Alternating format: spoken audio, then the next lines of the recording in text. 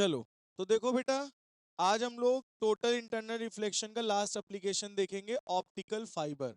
क्या है बेटा? Optical fibre. ठीक है, तो ऑप्टिकल फाइबर होता क्या है? तो पहले ये समझ लीजिए आप लोग, ऑप्टिकल फाइबर होता क्या है। ऑप्टिकल फाइबर जो होता है बेटा, एक ऐसा बनता कैसे, पहले ये समझ लो। ये इसके ऊपर क्लैडिंग होती है। क्लैडिंग मतलब समझते हो? हाँ, कोडिंग कह सकते हो, कोटिंग, इसको क्लैडिंग कहते हैं। ठीक है, क्या कहते हैं? क्लैडिंग। ठीक है, अगर आप एक एंड से कोई लाइट यहां से फेंकते हो, तो वो इस एंड से टकराते हुए टकराते हुए टकराते हुए टकराते हुए दूसरे एंड से बाहर निकल जाती है। मतलब टोटली अंदर क्या होता है? टोटली टोटल इंटरनल रिफ्लेक्शन होता है। तो अगर तुम्हें कोई मैसेज कन्वे करना है, तो विदाउट लॉस ऑफ एनर्जी, बिना एनर्जी को लॉस किए हुए, बहुत ही कम एनर्जी में आप इंफॉर्मेशन इस ऑप्टिकल फाइबर से क्या कर सकते हो? ट्रांसफर कर सकते हो, ट्रांसमिट सकते हो। जैसे कि आपका ये राउटर यूज होता है, राउटर के अंदर अगर आप ये तार देख रहे हो ना, ये तार पता है क्या है? इसके अंदर पतली पतली कांच की ट्यूब्स हैं, बहुत ही पतली होती। हाँ, कांच के वायर्स हैं अंदर, ये ऑप्टिकल फाइबर ही है। ऑप्टिकल फाइबर के द्वारा ही ये आ रहा है आपका इंटरनेट। बात समझ में आई? अगर आप किसी, जैसे आपका कोई भी राउटर आपका कहीं चल रहा है, उस राउटर के तार को बस ऐसे करके अंदर ऐसे बस मोड़ दो, टूटेगा नहीं। अंदर की जो वो ग्लास होगा ना, वो टूट जाएगा, और ग्लास टूटेगा मतलब इंटरनेट कनेक्शन खत्म। अब पूरा वायर चेंज करो, पूरा वायर चेंज करो। वो पकड़ पाएंगे तब तो ठीक है, नहीं पकड़ पाएंगे तो पूरा वायर चेंज। ये जो हमारा है पूरा वायर चेंज हुआ है, देखो दूसरा वायर आया हुआ है, एफओसी। तो कहने का मतलब है कि ऑप्टिकल फाइबर होती क्या है? ऑप्टिकल फाइबर जो होती हैं, बिना एनर्जी को लॉस किए लाइट को एक एंड से मारोगे तो दूसरे एंड पे निकल जाएगी। जैसे तुमने प्रदर्शनी में एक वो देखा होगा, कितना बड़ा सा नीचे रहता है प्लास्टिक का, उसमें झाड़ू जैसा लगा रहता है, ऐसे फैला रहता है, देखा है वो? तो उसके नीचे अंदर से लाइट जलती है, तो बाहर से कोई लाइट नहीं दिखती, लेकिन उसके टिप पे देखोगे तो यहां से लाइट निकलती है और जलती हुई दिखाई पड़ती है। देखा है ना, झाड़ू जैसा रहता है। तो वो भी ऑप्टिकल फाइबर ही है। नीचे से जो लाइट जलती है वो एंटर करती है, और टकराती हुई अंदर से एक एंड से बाहर निकलती है। तो इसीलिए उससे बाहर तो लाइट नहीं निकलती, लेकिन उसके टिप से निकलती है। वही ऑप्टिकल फाइबर का यूज करके आज की डेट में जो हमारी ये सीलिंग वॉल्स होती हैं, जो वॉल पैनल लगाते हैं ना, पीवीसी पैनल, या पुट्टी उट्टी जो लोग करते हैं, उसी में छोटी छोटी लगा देते हैं और ऊपर से लाइट जला देते हैं। वो लाइट जब अंदर से टकरा के जब बाहर निकलती है, तो ऐसा लगता है तारे टिमटिमा रहे हैं। देखे होगे ना? तो डिजाइनिंग में यूज करते हैं, कार की डिजाइनिंग में भी यूज करते हैं। रोल्स रॉयस वॉयस सब इसी में लगाते हैं, वो अपनी छत पे ऊपर। ऊपर देखोगे ऐसा लगेगा तारे टिमटिमा रहे हैं।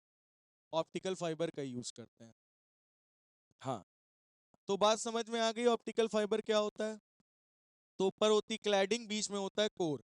इसमें अगर कोई भी लाइट आप फेंकते हो तो टोटल इंटरनल रिफ्लेक्शन होता है, और टकरा एक एंड से लाइट फेंकोगे दूसरे एंड से निकल जाएगी। और आपने देखा होगा टॉर्चेस का यूज किया जाता है, जैसे कि देखा होगा एक दो बार तीन बार टॉर्च जलाते हैं तो लोगों को सिग्नल पता चल जाता है कह क्या रहा है। उसको लैंग्वेज कोई कहते हैं, सिग्नलिंग लैंग्वेज होती है। जैसे कोई बंदा दूर है, तो कुछ हमको उसको बताना है, तो लेटर्स पे लेटर्स के सिंबल्स होते हैं।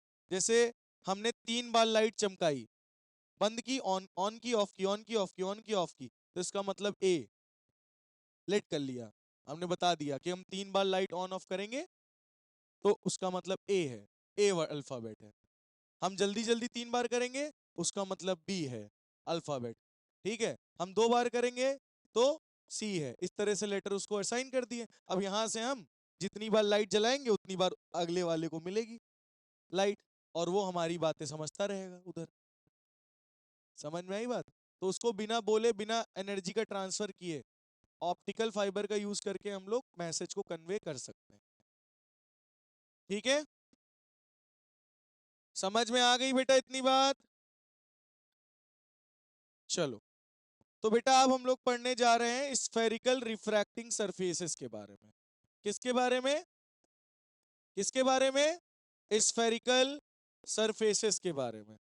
तो आपने लेंस का नाम सुना ही होगा, सुना है?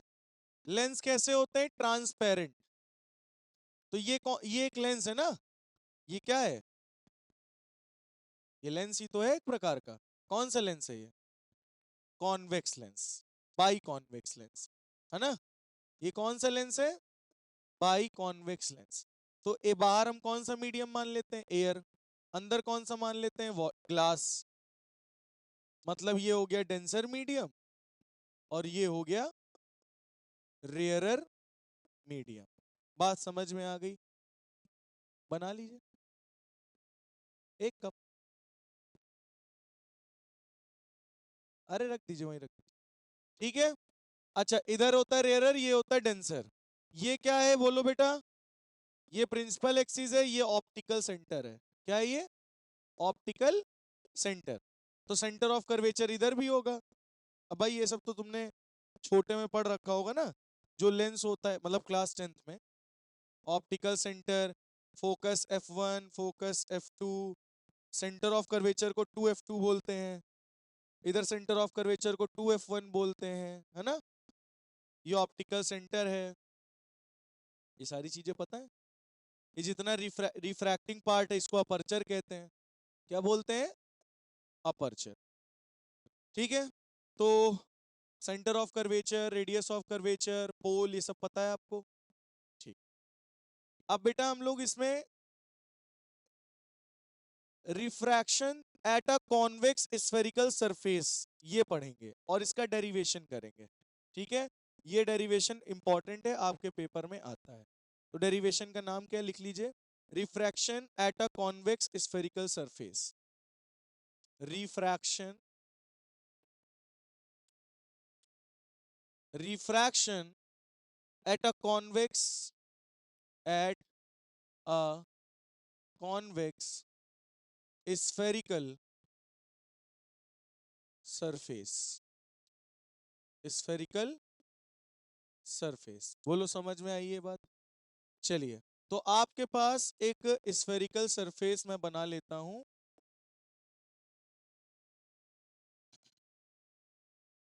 ये बाहर है एयर, अंदर है ग्लास। ठीक है, ये क्या है बेटा? Principal axis. ये क्या है? Optical centre. ठीक है, इतनी बात तो समझ में आ गई होगी ना? आपके सामने एक ऑब्जेक्ट रखा है, ये रखा है ऑब्जेक्ट। ठीक है, अब आपको पता है ऑब्जेक्ट से एक लाइट रे निकलेगी और टकराएगी इस पॉइंट पे। कहां टकराएगी? ये रहा ऑब्जेक्ट, ये लाइट रे गई और लेंस से टकराएगी। टकराने के बाद ये लाइट रे क्या हो जाएगी? बेंड हो जाएगी। बोलो बात समझ में आई या नहीं आई? लाइट रे क्या हो जाएगी? बेंड। और ये क्या बन गई ऑब्जेक्ट की? इमेज बन गई। क्या इतनी बात समझ में आई? अच्छा, तो इसमें आपको पता होगा एक क्या बनता है? नॉर्मल। ये लाइट रे गई इंसिडेंट, ये रिफ्रैक्टेड, तो इसके बीच में क्या बनेगा? एक नॉर्मल। तो ये हमने, और नॉर्मल कैसे बनता है? 90 डिग्री पर। आप जरा देखो, ये 90 डिग्री है इससे, इंसिडेंट रे से, है ना? तो ये कहां पे जाके टकराती है? सेंटर ऑफ कर्वेचर पे। याद करो, अभी स्टार्टिंग में बताया था, जो नॉर्मल होती है वो कहां पे जाके टकराती है? सेंटर ऑफ कर्वेचर पे। तो ये इमेज जो बन रही सेंटर ऑफ कर्वेचर के पीछे बन रही है ना? और इसकी यहां से हाइट क्या है? h। हाइट क्या है इसकी? h है। ये पॉइंट p है, ये m है। ठीक है, अब इसकी लेबलिंग कर लेते हैं हम लोग। ठीक है, ये एंगल I है, ये एंगल R है। ठीक है, ये एंगल अल्फा है, ये एंगल बीटा है और ये एंगल गामा है। ठीक है, अल्फा बीटा गामा। ये कौन सा मीडियम है? N1 मीडियम है। ये कौन सा मीडियम है? N2 मीडियम है। अलग अलग मीडियम है।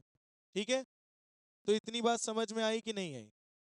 ये बताओ, पोल से सेंटर ऑफ कर्वेचर तक की दूरी क्या होती है? Radius of curvature. पोल से ऑब्जेक्ट तक की दूरी क्या होती है? u।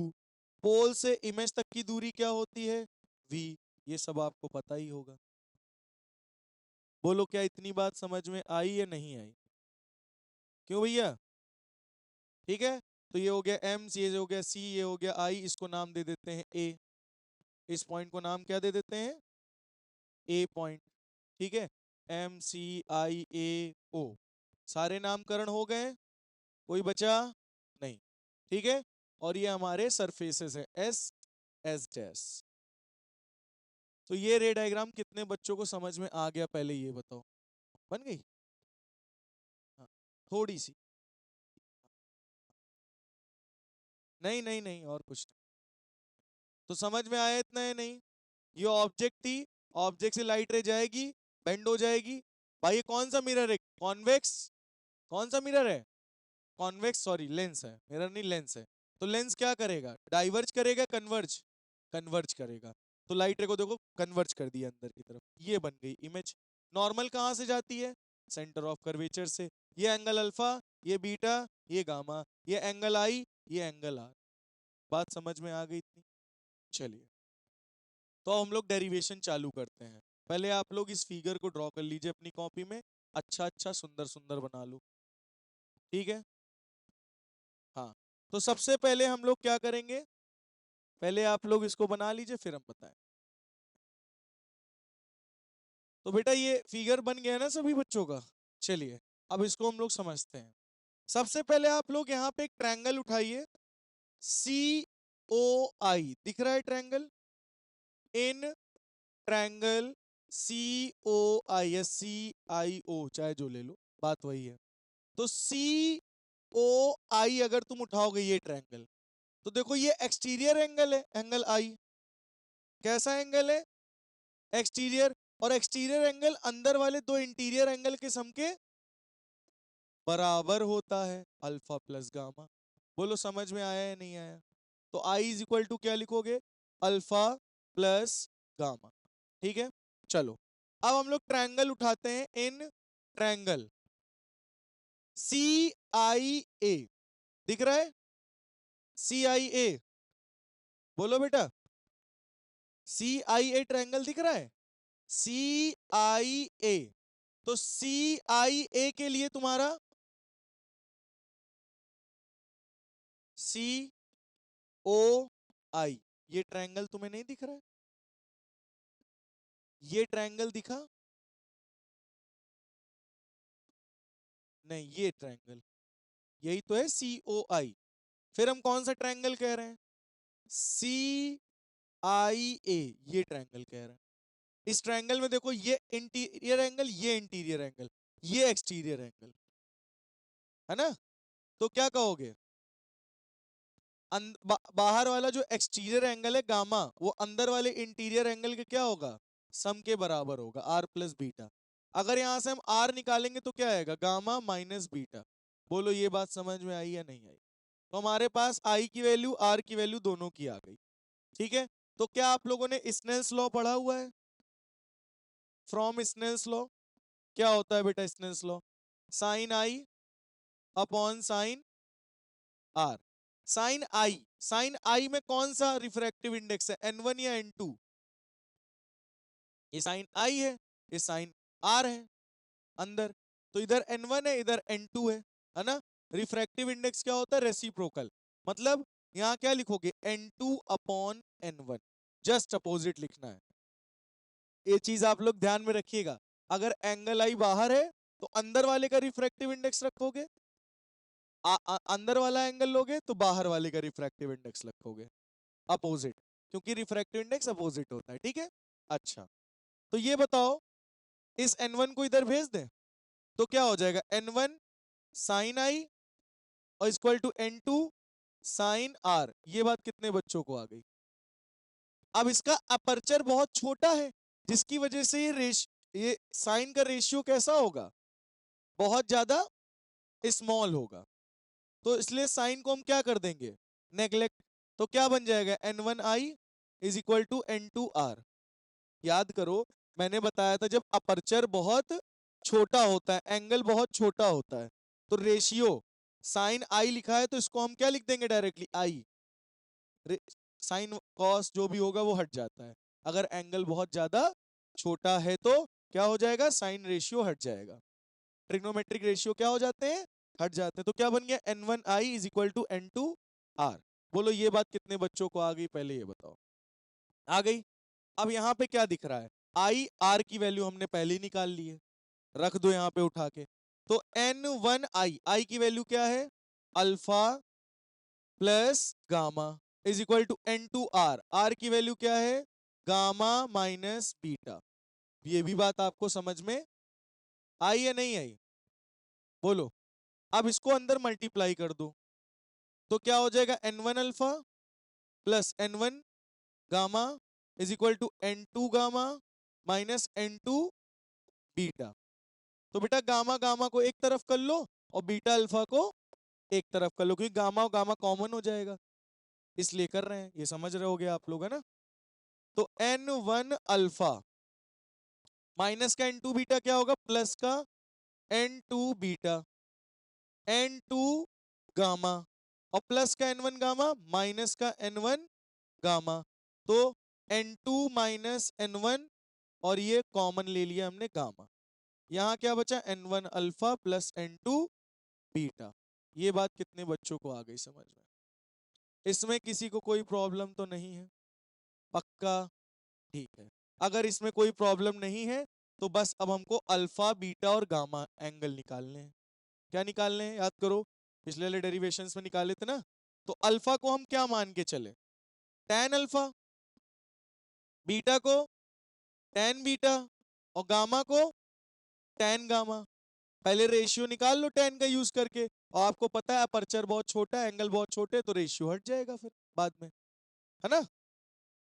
चलो तो ये रहा अल्फा, अल्फा के सामने ये क्या है, परपेंडिकुलर, है ना।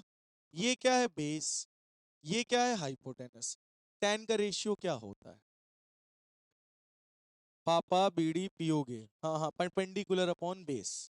तो ये रहा परपेंडिकुलर और ये रहा बेस, यानी h बाई यू, यही लिखोगे, क्या लिखोगे, tan अल्फा क्या आएगा, h बाई यू, यानी h बाई माइनस यू लिखोगे, क्योंकि इधर की डिस्टेंस है, ठीक है। tan बीटा, बीटा के सामने क्या है, h बाई बेस क्या है, v, प्लस का होगा क्योंकि अंदर साइड है। tan गामा, गामा के लिए क्या है, h अपॉन, ये क्या है, रेडियस ऑफ कर्वेचर r, ये भी प्लस का होगा। अब इसको हम अप्रोक्सीमेटली क्या लिख देंगे, अल्फा, ये किसकी वैल्यू हो गई, बीटा, ये किसकी वैल्यू हो गई, गामा। ये बात भी आपको समझ में आ गई होगी, क्योंकि tan का रेशियो हम हटा देंगे क्योंकि एंगल बहुत ज्यादा स्मॉल है। क्या ये बात समझ में आ गई। अब हमको क्या करना है, इसकी वैल्यूज को यहाँ पुट कर देना है। क्या कर देना है बेटा, इनकी वैल्यूज को पुट कर देना है, पुट किया जाए, चलिए। तो n1 अल्फा, अल्फा की वैल्यू क्या निकली है, माइनस h बाई यू, फिर क्या है, प्लस n2 बीटा, बीटा की वैल्यू क्या निकली है, h by v is equal to n2 minus n1 gamma, gamma की वैल्यू क्या निकली है, h बाई आर। बोलो ये बात कितने बच्चों को आ गई, h कॉमन मिलके क्या हो जाएगा, कैंसिल, यानी क्या बचेगा, माइनस का n1 बाई यू प्लस का n2 बाई वी। क्या इतनी बात समझ में आई, और बाहर क्या निकल आएगा, h is equal to n2 minus n1 upon r into h, h से h क्या हो गया, क्या बचा, minus n1 upon u plus n2 upon v is equal to n2 minus n1 upon r। इतनी बात कितने बच्चों को आ गई समझ में, पहले इतना बता दूं। क्या इसको हम लोग n2 by v minus n1 by u लिख सकते हैं, n2 minus n1 by r। क्या इतनी बात समझ में, ये तो माइनस का, ये प्लस का, खाली हमने प्लेस ही तो चेंज किया है। हमने क्या चेंज किया, हमने क्या चेंज किया, केवल प्लेस ही तो चेंज किया है। तो n2 upon v minus n1 upon u is equal to n2 minus n1 upon r। क्या इतनी बात समझ में आ गई। अगर हम इस पूरी रिएक्शन को n1 से क्या करते हैं, डिवाइड करते हैं, अरे सॉरी, मतलब इक्वेशन को, तो ये क्या हो जाएगा, n2 upon n1 upon v। है ना, minus n1/n1 is equal to n2/n1 minus n1/n1 upon में r। बोलो सही है। और बेटा n2/n1 को हम लोग क्या बोलते हैं, n, क्या बोलते हैं, n। तो n2/n1 क्या हो जाएगा, n/v माइनस 1/u, n1 से n1 cancel, is equal to n-1/r। ये हमने और इसको सिंप्लीफाई कर दिया है। बोलो ये समझ में आया है नहीं आया। तो क्या आ गया formula, n/v minus n1/u is equal to n-1/r। ये आपका था डेरिवेशन, किसके लिए, कॉन्वेक्स के लिए। नोट कर लीजिए।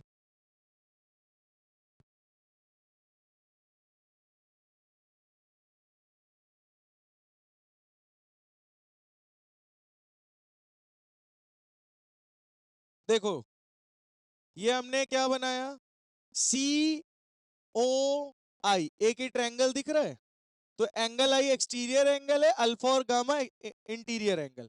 तो exterior angle is equal to sum of interior angle. फिर तुमको दिख रहा होगा सी आई ए, है ना, तो gamma is equal to r plus beta लिख सकते हो। आर निकाल लोगे गामा माइनस बीटा हो जाएगा। आई आर निकल आया। स्नेल्स लॉ लगा दो, sine i upon sine r is equal to n2 upon n1। n1 को इधर मल्टीप्लाई, n2 को इधर multiply. Sine i sine r बहुत रेशियो स्मॉल है, तो साइन आई को आई मान लेंगे, साइन आर को आर मान लेंगे। तो n1i is equal to n2r। आई और आर की वैल्यू पुट कर दी, n1 को अंदर मल्टीप्लाई, n2 को अंदर मल्टीप्लाई। गामा गामा को एक तरफ कर लिया, गामा कॉमन ले लिया, n2 माइनस n1, और ये क्या होगा, n1 alpha plus n2 beta. इतना आया। फिर हम लोग क्या करेंगे, अल्फा बीटा गामा की वैल्यू निकालेंगे। tan alpha tan beta tan gamma. ये देखो अल्फा इज इक्वल टू, ये परपेंडिकुलर ये base, h by minus u, h by v, h by r. तो अल्फा बीटा गामा तीनों एंगल निकल आए, उनको उठा के यहाँ पुट कर दिया। ठीक है, h कॉमन ले लिया, काट दिया। ठीक है, ये माइनस का था इसको इधर कर दिया, प्लस का था इसको इधर कर दिया। फिर हमने पूरी इक्वेशन को ऊपर वाले को n1 से डिवाइड कर दिया, n1 से n1 cancel, n1 by n2 by n1 को क्या बोल दिया हमने, n। तो n upon v minus 1 upon u is equal to n minus 1 upon r। ये आपकी आ गई इक्वेशन। क्लियर हो गया। Refraction at convex surface, spherical convex surface, note कर लीजिए जल्दी से। अब बेटा जो नेक्स्ट टॉपिक है, refraction at a concave spherical mirror. अब हम लोग कॉनकेव के द्वारा जो है वो आप लोग घर से करेंगे, ठीक है। ये आपके लिए होमवर्क रहेगा। सेम यही फॉर्मूला आएगा, बस कॉन्वेक्स जगह कौन सा मिरर यूज करोगे, कॉनकेव। फॉर्मूला क्या है तो बताओ अभी, n by v minus 1/u is equal to n-1/r। Same यही फॉर्मूला आएगा कॉनकेव के भी द्वारा, और सेम यही तरीका रहेगा। आपको आई निकालना है, एंगल आर निकालना है, स्नेल्स लॉ लगाना है, आई आर की वैल्यू रखनी है, देन अल्फा निकालना है, बीटा निकालना है, गामा निकालना है, उनकी वैल्यू पुट करनी है, देन आपका आंसर। समझ में आ गई बात। ठीक है, सेम टू सेम ऐसा ही है। अब हम लोग को बेटा पढ़ना है नेक्स्ट टॉपिक, लेंसेज के बारे में।